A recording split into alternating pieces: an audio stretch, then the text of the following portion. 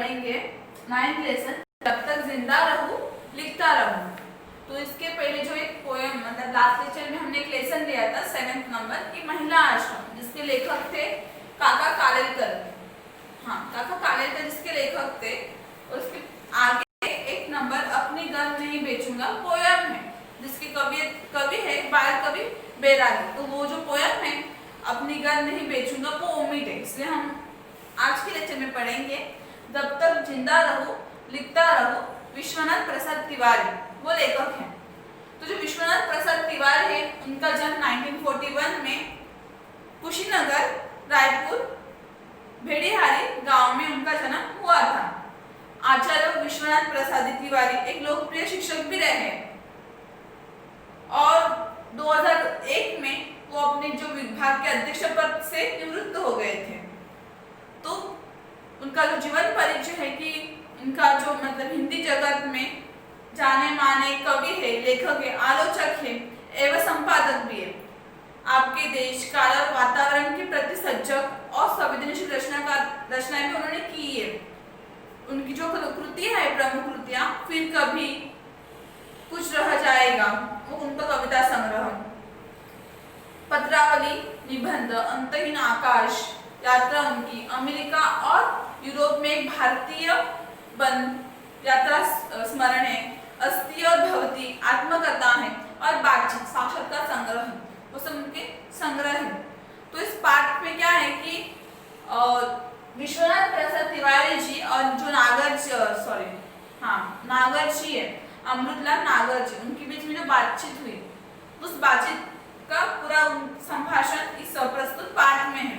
प्रस्तुत साक्षात्कार में मतलब साक्षात्कार मतलब इंटरव्यू। प्रस्तुत साक्षात्कार में विश्वनाथ प्रसाद तिवारी जी ने नागर जी को तत्कालीन मतलब उस समय के राजनीतिक सामाजिक और परिस्थिति राजनीतिक और सामाजिक की परिस्थिति थी, उस लेखक ने उनके बारे में बहुत सारे प्रश्न पूछे हैं। इन सभी का जीवन एवं लेखन पर कितना प्रभाव पड़ता है एक मनुष्य के जीवन पे, उस टाइम के राजनीतिक और सामाजिक प्रश्न या फिर जो परिस्थिति होती है उसका अपने जीवन पर कितना प्रभाव पड़ता है और उससे उनको क्या साक्षात्कार मतलब क्या क्या उनके जीवन में उसका प्रभाव हुआ वो सब उन्होंने साक्षात्कार के माध्यम से जानने का प्रयास किया है। अब अमृतलाल जो नागर जी थे उनका जन्म हुआ था 17 अगस्त 1996 और उनकी मृत्यु हुई थी 23 फरवरी मतलब 23 फेब 1990 में। भारत सरकार द्वारा इनको 1981 में साहित्य एवं शिक्षा के क्षेत्र में पद्म भूषण, भारत सरकार ने उनको 1981 में साहित्य और शिक्षा के क्षेत्र में पद्म भूषण से सम्मानित किया गया था उनको। अमृतलाल जो नागर जी थे उनका जन्म हुआ था गोकुलपुरा उत्तर प्रदेश में एक गुजराती ब्राह्मण फैमिली में परिवार में उनका जन्म हुआ था। पिता का उनका नाम था राजाराम नागर। पढ़ाई उन्होंने जो की थी वो हाई स्कूल तक ही हुई थी, हाई स्कूल तक मतलब 9 to 12 ग्रेड होता है 12 स्टैंडर्ड उस तक ही उनकी पढ़ाई हो गई थी। फिर स्व अध्याय से उन्होंने मतलब खुद के द्वारा स्वयं वो बुक पढ़ने लगे, साहित्य, इतिहास, पुरानी कथा, पौराणिक कथा, समाजशास्त्र अध्ययन मतलब जो सब सारी बुक थी उन्होंने उसका स्वयं अध्ययन करना शुरू किया, खुद से पढ़ना उन्होंने शुरू किया। और हिंदी, गुजराती, मराठी, बंगाली, अंग्रेजी उन्होंने अपना एक कंट्रोल मतलब इस सब भाषा उन्होंने खुद सीखी, खुद पढ़ी और उन्होंने जो ज्ञान प्राप्त किया वो खुद से सब ज्ञान प्राप्त किया था। तो वो थे अमृतलाल नागर जी। तो उनके मतलब जो उन्होंने बुक्स लिखी, उनका जो साहित्य था वो भी लेखन करते थे। उन्होंने जो अपनी पहली बुक लिखी थी वो 1994 में लिखी थी जब लाठीचार्ज मतलब कुछ ऐसा हुआ था घटना कि उससे प्रेरित होकर उन्होंने अपने एक पहला बुक लिखा था और वो उन्होंने प्रकाशित भी की थी। तो वो समय था कि उन्होंने बहुत कम पढ़ाई करने के बाद खुद से स्वयं अध्ययन किया और कैसे वो अपने माहौल से प्रेरित होकर लेखन या फिर लेखक के क्षेत्र में कैसे उन्होंने अपना कार्य किया उस सब के बारे में इस साक्षात्कार में इंटरव्यू में जिसमें तिवारी जी ने विश्वनाथ प्रसाद तिवारी जी ने कुछ सवाल पूछे हैं नागर जी से और उन्होंने उसका बहुत अच्छे तरह से जवाब भी दिया है। तो तिवारी जब उनका साक्षात्कार लेते या फिर उनसे बातचीत करते तो सबसे पहले वो उनसे पूछते हैं कि नागर जी वो बोलते कि मैं आपको लेखन के आरंभ काल की ओर लेना चाहता हूँ, मतलब जब आपने लिखना शुरू किया उस टाइम में आपको मैं लेके जाना चाहता हूँ, जिस समय आपने लिखना शुरू किया था, कि उस समय का साहित्यिक माहौल कैसा था। मतलब उस समय में जो साहित्य था, कथा लोग पढ़ना पसंद करते थे, या फिर कादम्बरी, या फिर आत्मकथा, विचारात्मक, कल्पनात्मक। विचारात्मक मतलब खुद के विचार से हम लिखते हैं, और कल्पनात्मक मतलब सोच कर स्टोरी वाला। तो उस समय का जो साहित्यिक माहौल था वो कैसा था, लोगों को क्या ज्यादा पसंद आता था, और किन लोगों से प्रेरित होकर आपने लिखना शुरू किया, और आपके आदर्श कौन थे, मतलब किन लोगों को आपने अपना आदर्श माना था और उनसे प्रेरित होकर आपने लिखा था, वो सबको सवाल पूछते। तो नागर जी बोलते हैं लिखने से पहले उन्होंने वाचन शुरू किया था, मतलब डायरेक्ट लिखने के लिए उन्होंने कभी शुरुआत नहीं की, पहले वो वाचन करते थे, पढ़ते थे। तो उन्होंने पढ़ना शुरू किया। आरंभ में उन्होंने सिर्फ कविता पढ़ी और कवियों को अधिक पढ़ा था, मतलब जो कवि थे या फिर जो कवियत्री थी जो कविता लिखती थी, तो उन्होंने उनकी कविताएं पढ़ना पहले शुरू की थी।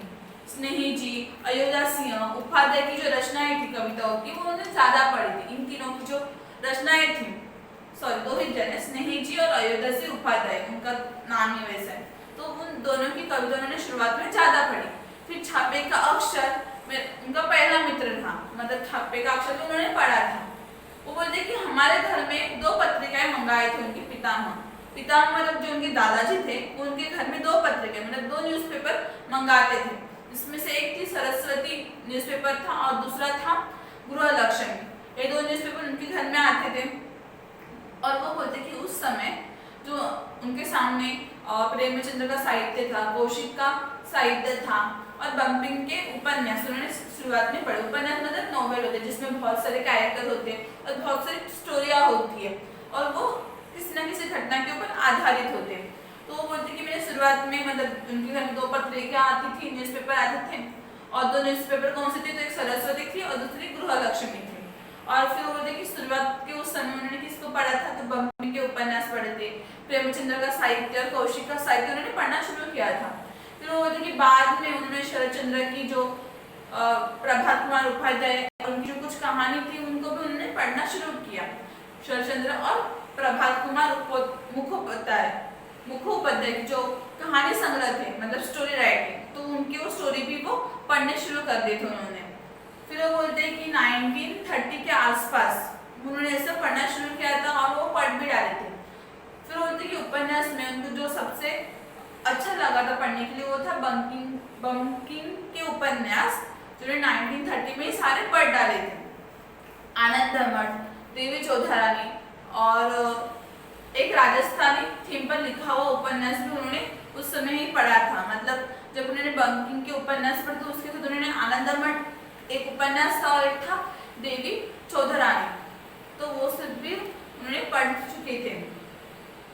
फिर वो बोलते हैं तिवारी जी, क्या यही लेखक थे कि आपके वो आदर्श बने, मतलब जिन लेखक के बारे में आपने पढ़ा अभी तक या फिर जो उपन्यास आपने पढ़े थे आनंदमठ और देवी चौधरानी, तो वो सब आपके आदर्श थे, इसलिए आपने उस लेखक के बारे में पढ़ा या फिर उस कवि के बारे में उनकी कविता पढ़ना, उसके नॉवेल पढ़ना, तो आपके आदर्श थे क्या जिनके बारे में आपने पढ़ा? तो नागर जी बोलते कि नहीं, इनमें से कोई भी मेरा आदर्श नहीं था, केवल शुरुआत में पढ़ने की इच्छा थी और एक आनंद मिलता था पढ़ने से, इसलिए वो पढ़ा करते थे। तो बोलते कि सबसे पहले जब उनसे कविता फूटी, मतलब सबसे पहले जो उन्होंने कविता लिखी वो कब लिखी, तो साइमन कमीशन के बहिष्कार के समय, मतलब साइमन कमीशन जब इंडिया में आया था तो उसके समय उसके ऊपर जो बहिष्कार डाल रहे थे, तो उस समय उन्होंने वो पहली कविता लिखी थी। जो समय था 1920 1929 में लाठीचार्ज हुआ था, और इस अनुभव से उन्होंने अपनी पहली कविता लिखी थी कि कब लोहो कहो लाठी खाए, और इससे ही उनके लेखन का आरंभिक मान सकते कि उससे उनके लेखन की शुरुआत हुई। कब, जब इंडिया में लाठीचार्ज हुआ था, साइमन कमीशन जब इंडिया में आया था तो उसको इंडिया से निकालने के लिए नारे भी लगाते थे, मतलब नारे भी लगाए गए थे, साइमन गो बैक। तो उस समय 1920 या 1929 के काल में उन्होंने अपनी पहली कविता लिखी और उस कविता का नाम था कब लोहो कहो लाठी खाए। पहली कविता, वही उनका आरंभ का, मतलब वही से उनके लेखन की शुरुआत हुई। फिर तिवारी जी कहते हैं कि इस घटना के बाद आप राजनीति की और क्यों नहीं गए, मतलब उस घटना के बाद आपको कभी ऐसा लगा कि आप पॉलिटिक्स में एंटर कर सकते हो या फिर आपको जाना चाहिए। तो ये नागार्जुन बोलते कि नहीं गया, क्योंकि उनके जो पिताजी थे वो गवर्नमेंट मतलब सरकारी कर्मचारी थे, गवर्नमेंट के अंदर काम करते थे, इसलिए उनको जाने का मौका नहीं मिला। और 1929 के बाद वो बोलती कि मेरी जो रुचि थी या फिर उनकी जो पसंद इंटरेस्ट था वो किस में बढ़ने लगा, सामाजिक कार्यों में उनका जो इंटरेस्ट था वो बढ़ने लगा था। राजनीतिक में उनको कोई इंटरेस्ट नहीं था, सामाजिक कार्य करने में उनको इंटरेस्ट थे। और लेकिन वो बोलते कि उनकी जो पहली कहानी छपी, मतलब उन्होंने जो पोएम लिखी थी लाठीचार्ज के वक्त 1929 के समय में, तो वो पोएम जो थी उसका नाम था कब लोग कहो लाठी खाए। वो उन्होंने लिखी थी पर वो प्रकाशित नहीं की थी, छपी भी नहीं थी। और उनकी जो फर्स्ट कहानी छपी वो 1933 में अपशकुन, जो वो उन्होंने लिखी 1933 में, तो वो उनका फर्स्ट कहानी था जो प्रिंट हुआ था, छपा हुआ था। बोलते कि उस टाइम पे गोरखपुर में मन्नन द्विवेदी लिख रहे थे और उन दिनों उन्होंने एक पोएम छपी थी। और चंडी प्रसाद और रुद्रेश की जिनकी लेखन शैली उनको बहुत प्रभावित करती थी, मतलब इन दोनों को भी वो 1933 में पढ़ा करते थे। तो बोलते कि फिर तिवारी जी प्रश्न पूछते हैं आगे, क्या उन दिनों आप पर गांधी जी के व्यक्तिमत्व का कुछ भी प्रभाव पड़ा, मतलब जो गांधी जी के विचार थे उनका आपके ऊपर कुछ भी प्रभाव हुआ क्या? तो नागार्जुन जी बोलते कि हाँ निश्चित रूप से पड़ा। पिताजी ने आंदोलन में भाग लेने से रोका था उनको, लेकिन वो मतलब बोलते उन्होंने जो रोका वो मेरे लेखन के लिए अच्छा ही हुआ। फिर तिवारी जी बोलते कि आपके लेखन में गरीबों के प्रति करुणा मतलब दया का प्रभाव दिखाई देता है। जब आप कुछ भी लिखते तो उसमें आपके मन में जो गरीब व्यक्ति होते हैं उनके लिए दया और करुणा होती है। तो वो कैसे है प्रभावित है, तो वो किससे प्रभावित है, दया और करुणा? तो नागार्जुन जी बोलते कि वो तो अपने समाज से ही उभरी है, मतलब समाज से ही में प्रेरित होकर वो लिखता हो। और मेरी पहली कहानी प्रायश्चित का प्रमाण भी है, मतलब जो उन्होंने पहला कहानी लिखी थी प्रायश्चित, तो वो इसी के ऊपर आधारित है और उसका प्रमाण है समाज के लिए करुणा और दया का। फिर बोलते कि हमारे पारिवारिक जो संस्कार थे वो भी इसका मतलब वो इसके कारण उसका भी उनके ऊपर उतना ही प्रभाव हुआ था, मतलब वो फैमिली में साथ रहते थे, उनके संस्कार। और पिता वो बोलते कि मेरे पिताजी में एक अद्भुत गुण था, तो किसी के भी दुख या फिर दर्द में तुरंत पहुंचते थे, तो उनका जो प्रभाव था तो वो सबसे ज्यादा मेरे ऊपर था और उससे मैं बहुत प्रभावित हो चुका था। इसलिए मुझे भी गरीबों की मतलब गरीबों के ऊपर दुख मतलब दया आती है, किसी भी गरीब की देखता हूँ और मेरी कहानी में भी वो समझ में आता है, वो मेरी प्रमाण है, मेरी कहानियां।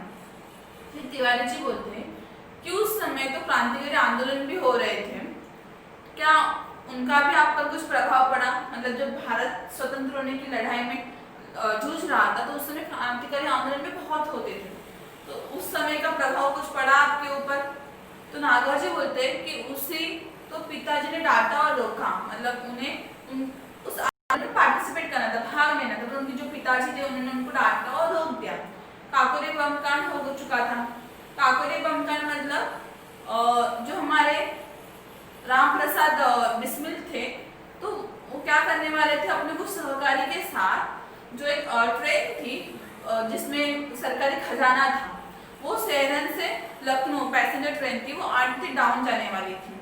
तो उन्होंने क्या किया था, उसका नेतृत्व किया था और ट्रेन की चेन खींचकर उसको बीच में रोक दिया था। जो सरकारी खजाना था उनके जो सहकारी थे नाम अशफाक अल्लाह खां, चंद्रशेखर आजाद और अन्य कुछ सहकारी थे, उन सब ने मिलकर वो सरकारी खजाना लूटा था और वो भाग गए थे।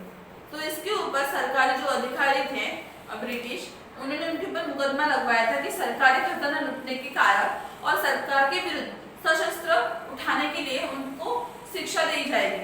और उनमें से किसी को तो फांसी की शिक्षा मतलब मृत्युदंड सीधा फांसी, किसी को 4 वर्ष का कारावास मतलब 4 वर्ष जेल में रहना और किसी को आजन्म काला पानी की सजा, काला पानी सजा मतलब आजन्म कारावास ऐसी सजा दी गई थी। तो उसको मतलब वो था काकोरी बम कांड, तो वो भी हो चुका था, तो इसलिए उस समय के जो आंदोलन थे वो तेज हो गए थे।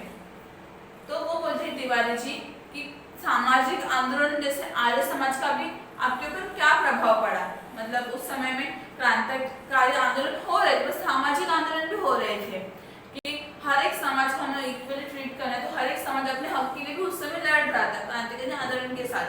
तो उसका आपके ऊपर क्या प्रभाव हुआ? और उनके जो पिताजी थे वो नागर जी बोलते कि उनके जो पिताजी थे उनको क्रांतिकारी आंदोलन में जाने से रोकते थे, लेकिन सामाजिक आंदोलन में जाने से उनके पिताजी ने उनको कभी रोका नहीं। तो बोलते कि आरंभिक जो असर थे वो थोड़ा जरूर था, मतलब थोड़ा असर तो होता है शुरुआत में, लेकिन वो बोलते कि मेरे पिताजी में एक बहुत अच्छी बात थी कि वो उनको सामाजिक आंदोलन में कभी जाने से रोका नहीं करते थे। और वो बोलते कि उस समय क्या हुआ था कि जवाहरलाल नेहरू मतलब उनसे उनकी पहली मुलाकात हुई थी 1933 में। वो कैसे हुई? तो जब वो मेडिकल कॉलेज में दाखिल थी, उनकी माँ जवाहरलाल नेहरू की माँ जो मेडिकल कॉलेज में दाखिल थी, उसी कॉलेज में लेखक के भाई पे, छोटा भाई उनका दाखिल हुआ था और वो उनकी माँ भी थी उधर। और उस समय जो पंडित जवाहरलाल नेहरू थे वो कारावास में थे, जेल में थे। तो उनकी माँ के आसपास कुछ कश्मीरी लोगों को छोड़कर कोई आता जाता नहीं था, तो लेखक भी उनको मिला करते थे पंडित जवाहरलाल नेहरू की माँ से। तो उनके बाद जब वो जेल से छूटे, तो जेल से छूटने के बाद पंडित जवाहरलाल नेहरू और नागर जी की पहली मुलाकात हुई और उसके बाद उन लोगों की मुलाकातें होती रही। तो उनकी प्राय भेंट, मतलब शुरुआत में उनकी भेंट जो मेडिकल कॉलेज था उधर हुई थी और बाद में वो हर तरह की बातें करते थे, सामाजिक और आंदोलन की बातें उनमें होती ही रहती थी। फिर तिवारी जी पूछते हैं आपका पहला उपन्यास कौन सा है, मतलब आपने पहला उपन्यास कौन सा लिखा? तो नागर जी बोलते हैं कि पहला उपन्यास लिखा 1944 में महाकाल, जो छपा 1946 में, और बंगाल से लौटकर उन्होंने वो लिखा था, मतलब जब वो बंगाल गए थे तो उधर से जब वो लौटे 1944 में तो उन्होंने महाकाल लिखा था और वो छपा 1946 में। तो फिर तिवारी जी पूछते हैं कि क्या यही बाद में फूक नाम से प्रकाशित हुआ था, मतलब उसको जब बाद में फिर से प्रकाशित किया गया तो उसका नाम फूक नाम से प्रकाशित हुआ था क्या? तो फिर नागर जी बोलते कि हाँ, मतलब उन्होंने लिखा था महाकाल 1944 में, प्रकाशित हुआ 1946 में, और जब फिर से प्रकाशित हुआ तो फूक नाम से प्रकाशित हो गया। फिर तिवारी जी बोलते हैं कि नागर जी आप अपने समय और कौन कौन से जो लेखक थे उनके संपर्क या फिर उनके प्रभाव में रहे हैं? तो फिर नागर जी बोलते हैं कि जगन्नाथ रत्नाकर, गोपालराव गहमरे, प्रेमचंद्र, किशोरीलाल गोस्वामी, लक्ष्मीधर वाजपेयी आदि नाम उनको याद थे, के साथ उनका संपर्क था या फिर जिनके प्रभाव में वो थे। फिर माधव शुक्ल जो थे वो उनके यहाँ आते जाते रहते थे। तो उनकी बोलते कि वो आजानुबाहु थे, मतलब जिसके हाथ घुटने तक पहुँचते वो आजानुबाहु थे और ढीला कुर्ता पहनते थे और कुर्ते की जेब में जालियावाला बाग की खून से भरी जो मिट्टी थी वो हमेशा उनके कुर्ते में रहती थी। वो जालियावाला बाग हत्याकांड हुआ था तो उसकी भी वो खून की मिट्टी अपने कुर्ते के एक जेब में रखते थे। फिर बोलते कि 1931 से 37 तक प्रतिवर्ष कोलकाता जाकर शरद चंद्र से मिलते रहते थे और उनके गांव भी गया था। मतलब जब तिवारी जी पूछते कि आप कौन कौन लेखक या फिर किसके प्रभाव में आए थे तो वो सबके नाम बताते कि वो कोलकाता में जाकर शरद चंद्र से जिसे मिलना करते थे जितना हो सकता है 1931 से 37 तक वो कालखंड में। फिर उनके घर में हमेशा माधव शुक्ल थे वो आते जाते रहते थे। फिर जगन्नाथ रत्नाकर, गोपाल राय गहमरे, प्रेमचंद्र, किशोरीलाल गोस्वामी, लक्ष्मीधर वाजपेयी आदि के नाम भी उन्होंने ले लिए जिनको वो मिला के मतलब एक दो बार उनके संपर्क में आए थे। फिर तिवारी जी बोलते हैं पुराने साहित्यकारों में आप किसको अपना आदर्श मानते हैं? मतलब वो तो उनके काल के साहित्यकार थे, उनके जो पीछे का काल था उस वक्त उनमें आप किसको मतलब किस साहित्यकार को अपना आदर्श मानते हैं? तो नागर जी बोले कि तुलसीदास, स्वामी तुलसीदास जो थे बोलते कि वो उनको तो वो बोलते कि मैंने घुट्टी में पिला गया था, मतलब एक बच्चों को जैसे नवजात शिशु होता है, नया जो छोटा बच्चा होता है जिसको कैसे दवाई पिलाई जाती है वैसे ही मैंने भी उनके जो सारे मतलब संग्रह थे वो घुट्टी में पिला गया था। मतलब उन्होंने बहुत सारा उनका वाचन मतलब पढ़ाई की थी उनके संग्रह के ऊपर। फिर बोलते कि बाबा शाम को जो नागर जी के पिताजी थे वो उनको शाम को नित्य प्रति रामचंद्र मानस उनको पढ़कर सुनाते थे और जो श्लोक थे वो जबरदस्ती याद करवाते थे उनके पिताजी। फिर तिवारी जी पूछते हैं नागर जी आपने खंजर नयन सूरदास के चमत्कार को बहुत विस्तार से वर्णन किया है। इनका आप पर क्या विश्वास है? क्या इन पर आपका विश्वास है? मतलब एक बुक था खंचन ने, जिसमें उन्होंने सूरदास थे संत, जो व्यक्ति थे, उनके जो चमत्कार थे, उन्होंने उसको बहुत विस्तार से वर्णन किया था। उन्होंने उस बुक में लिखा था। तो बोलते कि आपने जो लिखा उसके ऊपर आपका विश्वास है क्या? तो नागर जी बोलते कि नेत्रहीनों की चमत्कार हमने बहुत देखे हैं। मतलब नेत्रहीन मतलब जिसकी आंखें नहीं है, उनकी भविष्यवाणियां कभी भी गलत नहीं जाती थी, बहुत सच्ची होती थी। बहुत मतलब जो अगर वो भविष्यवाणी करेंगे तो मोस्ट ऑफ वो होता ही था। और सूर्य पंचशती के अवसर पर काफी विवाद चल रहा था कि जो सूर्य थे वो जन्मांतर थे या नहीं। मतलब जो एक व्यक्ति था सूर्य पंचशती, वो जन्मांतर था या कि नहीं। जन्मांतर मतलब जन्म से अंधा, जिसको जन्म से नहीं देता, तो उसके ऊपर बहुत वाद विवाद चल रहा था। तो बोलते कि सवाल ये है कि देखता कौन है। उसके ऊपर नागर जी बोलते हैं कि वो अंधा है कि वो नहीं। मेन सवाल ये है कि देखता कौन है, कौन देखता है, आंख देखती है या फिर मन? वो तो सवाल पैदा होता है। तो फिर वो खुद ही उसका आंसर का जवाब देते हैं कि आंख तो माध्यम है, मतलब आंख तो सिर्फ मीडिया में देखने का, देखता तो अपना मन है। मतलब आंख माध्यम में देखने के लिए, देखने वाला तो असल में मन होता है हमारा। तो तिवारी जी बोलते हैं, आपने क्या कभी अपने लिखी मतलब लेखन की सार्थकता की परख की है?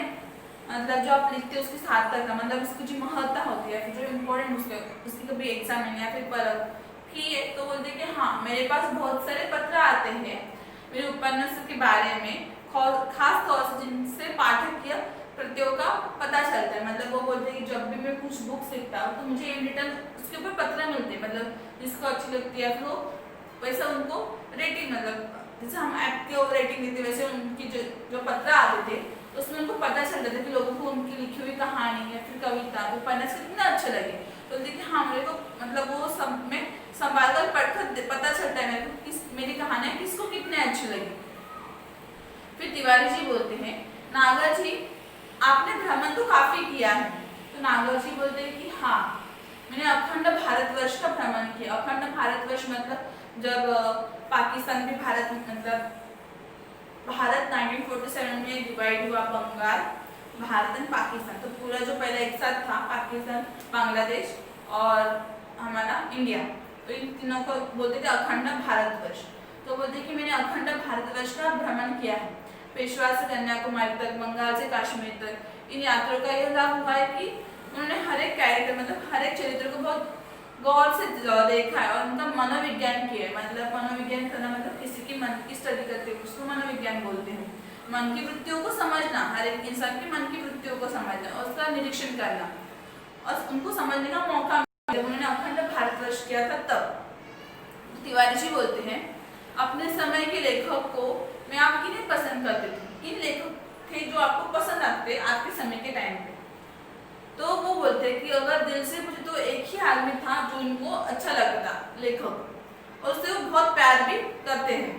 वो बोलते कि वो थे रामविलास शर्मा, जिनकी मतलब देखने उनको बहुत अच्छी लगती थी। और प्रभात कुमार मुखोपाध्याय का संग्रह देशी और विलायती, बोलते कि अगर वो मिल जाए पढ़ने के लिए तो मैं बार बार पढ़ना चाहूँगा उस संग्रह को। तो वो बोलते कि ये सब थे। और बोलते बदलते हुए भारतीय समाज जो था उनका, बदलता हुआ भारतीय समाज के सुंदर चित्र थे। उनकी कहानियों में मतलब जो थे मुखोपाध्याय, तो उनको जो कहानी थी तो उन्होंने उस कहानी में उन्होंने बदलता हुआ भारतीय समाज में कैसे बदलाव होता है उसका उन्होंने अच्छी तरह से चित्रण किया था। आगे वो बोलती कि टॉलस्टॉय और चेखव की रचनाएं भी मुझे उनकी प्रिय लगती, मतलब उन्होंने जो रचनाएं की थी टॉलस्टॉय और चेखव, तो वो भी उनको उनकी बुक्स अच्छी लगी थी। फिर तिवारी जी पूछते हैं, आपने तो पत्रों का भी बहुत संकलन किया। संकलन करना मतलब इकट्ठा करना या फिर कलेक्शन करना। ये तिवारी जी आपने पत्रों का भी संकलन किया है। तो नागर जी बोलते हैं कि हाँ, बहुत किया है मैंने पत्रों का संकलन। मतलब वो सब संग्रह काफी था उनके पास पत्र का, लेकिन वो कैसे थे, व्यवस्थित नहीं थे, मतलब ठीक से कोई संग्रह नहीं किया, सिर्फ इकट्ठा करके उन्हें रखे थे। और वो देखिए मैंने प्रत्येक जाति की रीति रिवाज भी इकट्ठा की है। मतलब हर एक की रीति या फिर जात अलग होती है, जाति में उनकी परंपरा अलग होती है, तो हर एक की परंपरा रीति उन्हें इकट्ठा करने की कोशिश की थी। वो बोलते कि इसके लिए मुझे घूमना बहुत पड़ा, जो बुजुर्ग होते हैं उनसे हमें रीति का पता चले कि हम ये रीति रिवाज क्यों करते हैं, उसके पीछे का एक्चुअल रीजन क्या है। तो कि इसलिए मुझे हर जगह घूमना पड़ा, बहुत घूमना पड़ा, बूढ़ों से सुनकर उन्होंने सबको प्राप्त किया है। और वो बोलते हैं कि आगे की गद्दर के फूल जो था उनका एक उपन्यास, उन्होंने बोलते कि उस उपन्यास के उनको लोगों से मिलना जुलना पड़ा और उसके बाद उन्होंने वो बुक ली थी गद्दर के फूल। फिर वो तिवारी जी पूछते हैं कि आपने उपन्यास के लिए फील्ड वर्क बहुत किया, मतलब उपन्यास किसी भी नॉवेल लिखने के लिए फील्ड वर्क मतलब वो जगह पे वो जाते थे, उनसे बातचीत किया करते थे और फिर बाद में वो बुक लिखा करते थे, घटनाओं के ऊपर वो आधारित रहती थी। इसलिए फिर नागर जी बोलते कि हाँ बहुत करना पड़ता है फील्ड वर्क। नाचो बहुत गोपाल जो इनका एक उपन्यास था, उनकी उन्होंने क्या किया था, वो सफाई कर्मियों की थी बस्ती थी, मतलब इधर सिर्फ सफाई कर्मी ही रहते थे। तो वो बोलते कि मुझे उस बस्ती में जाना पड़ा, उनके रीति रिवाज का अध्ययन करना पड़ा, मतलब उनकी रीति रिवाज समझना, उसको स्टडी करना, वो सब उन्होंने स्टडी किया, उनके साथ बातचीत की। उसके बाद उन्होंने लिखा था नाचो बहुत गोपाल उपन्यास। तो फील्ड वर्क करना पड़ता है बहुत। फिर तिवारी जी बोलते हैं नागर जी क्या मन और प्राण को अलग मानते हैं, मतलब हमारा मन अलग होता है और प्राण अलग होता है, इसे आप मानते हो क्या।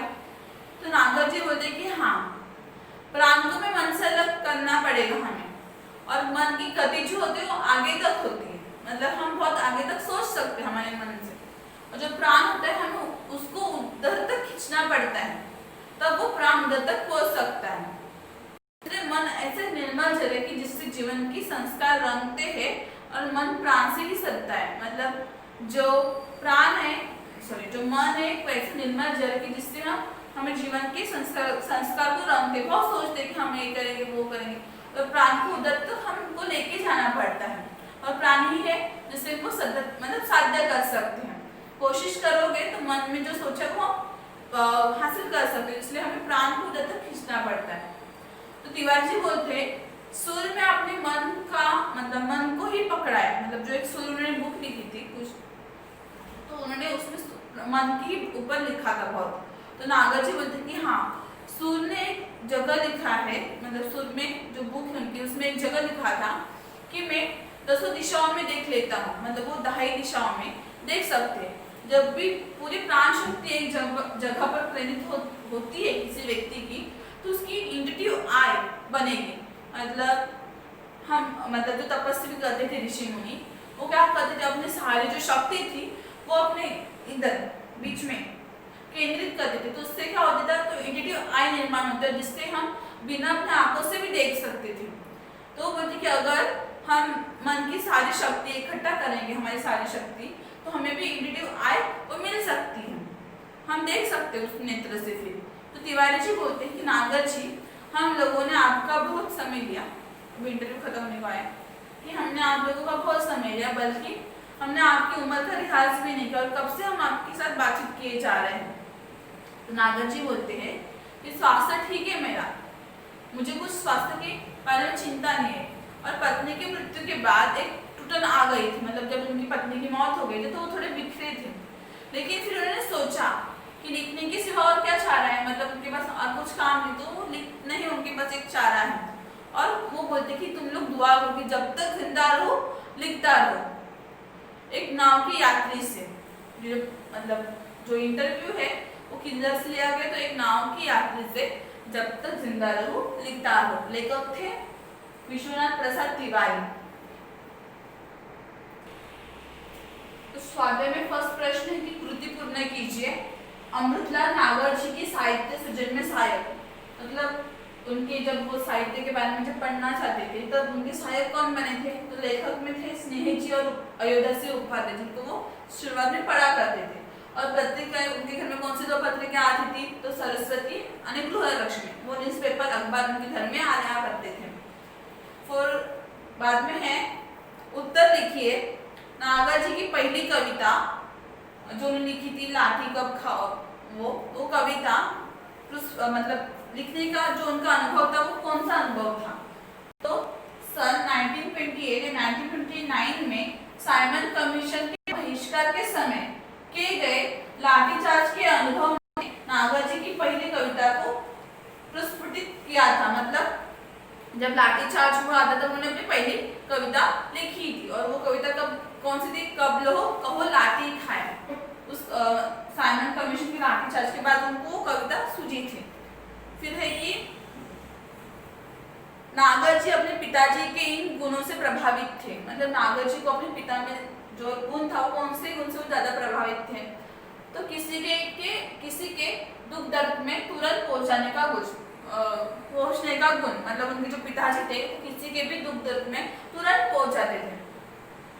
तो उनके जो पिताजी थे वो किसी के भी दुख दर्द में तुरंत पहुंचते थे। तो उनका वो जो गुण था उनको सबसे ज्यादा प्रभावित करता था। फिर एक कृति पुण्य कीजिए।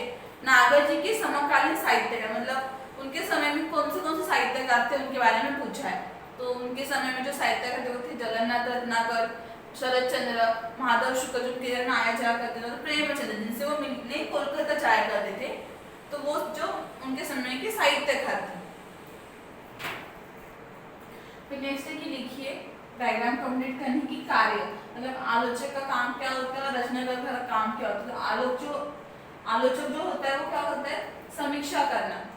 तो वो मतलब ऑब्जर्वेशन, अनुभव से लिखता है वो आलोचक। और फिर रचनाकार जो होता है वो रचना करते नई नई चीजों की, उसको बोलते हैं रचना। फिर वो देखिए नागर जी के प्रिय विदेशी लेखक, विलायती मतलब विदेशी, मतलब नागर जी के विदेशी लेखक कौन थे प्रिय? तो वो थे टॉलस्टॉय और चेखव। जो विलायती लेखक थे वो नागर जी को पसंद आते थे, प्रिय थे उनके। फिर एक क्वेश्चन है कि उचित जोड़ियां मिलाए, रचना लिखी है और रचनाकार लिखी है। तो देसी और विलायती जो रचना वो किसकी है, उसके रचनाकार कौन है? तो देसी और विलायती है जो लिखी गई है वो लिखी है प्रभात कुमार मुखोपाध्याय। तो जोड़ियां मिलाने इसी पर। फिर अपशकुन जो है उसके रचनाकार कौन है? तो बंकिम चंद्र चटर्जी, वो उसके रचनाकार है। फिर आनंद मठ है वो किसने लिखा था? तो आनंद मठ लिखा था अमृतलाल नागर जी, वो उसके रचनाकार। फिर रामचरितमानस जो रचना है उसके रचनाकार कौन है? तो तुलसीदास। तो तुलसीदास थे, उन्होंने रामचरितमानस लिखा था। तो रचना और रचनाकार देखे उनकी सिर्फ उचित जोड़ियां ही मिलानी है। फिर एक स्वमत है ज्ञान तथा आनंद प्राप्ति का साधन वाचन है, पर अपने विचार लिखिए। मतलब वो ज्ञान या फिर आनंद प्राप्त करने, तो सबसे जो अच्छा साधन है वो है वाचन। उसके बाद आपके क्या विचार है? तो जो पुस्तक होता है वो मनुष्य का एक अच्छा फ्रेंड होता है। मतलब बचपन से ही हमें पढ़ने की आदत रखनी चाहिए, ताकि हम पढ़ने से हमें हर एक बारे में जानकारी प्राप्त होती है। मतलब कोई भी इंसान पूर्णत्व कंप्लीट नहीं होता कि अगर तुम जन्मे हो तो तुमको पता है कि हर एक चीज के बारे में पता है कि ये कैसे होता है वो कैसे होता है। हर एक चीज के बारे में जानकारी हमें तुरंत मिल नहीं जाती, हमें वो प्राप्त करनी होती है। और जो इंसान है वो देख सुनकर या फिर पढ़कर बुक्स ही उसको वो ज्ञान प्राप्त होता है।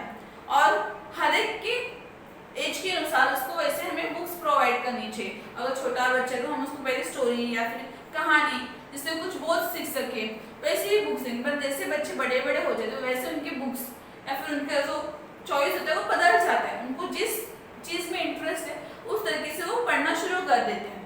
पर पढ़ने से क्या होता है कि हमें हर एक चीज़ के बारे में जानकारी प्राप्त होती है। अगर तुम लोग न्यूज़ नहीं देखते हो, तुमको न्यूज़पेपर पढ़ना चाहिए, उसमें भी न्यूज़ प्रिंट्स होते हैं, तो हमें पता चलता है कि हमारे देश में क्या हो रहा है। न्यूज़ पढ़ने के बाद मतलब अखबार भी पढ़ना अच्छी बात है। फिर मतलब जो हमारे भारत में ग्रंथ है वो मोस्ट ऑफली संस्कृत में लिखे हैं। तो संस्कृत पढ़ने में मतलब वो लैंग्वेज पढ़ने के लिए हर किसी को नहीं आता। उसके ऊपर आज भी संशोधन चालू है कि उस ग्रंथ में लिखा क्या है। तो वो ग्रंथ पढ़ने के लिए आज भी बहुत से लोग को प्रयत्न कर रहे हैं कि उस ग्रंथ में एक्चुअली लिखा क्या है जो भारत में है।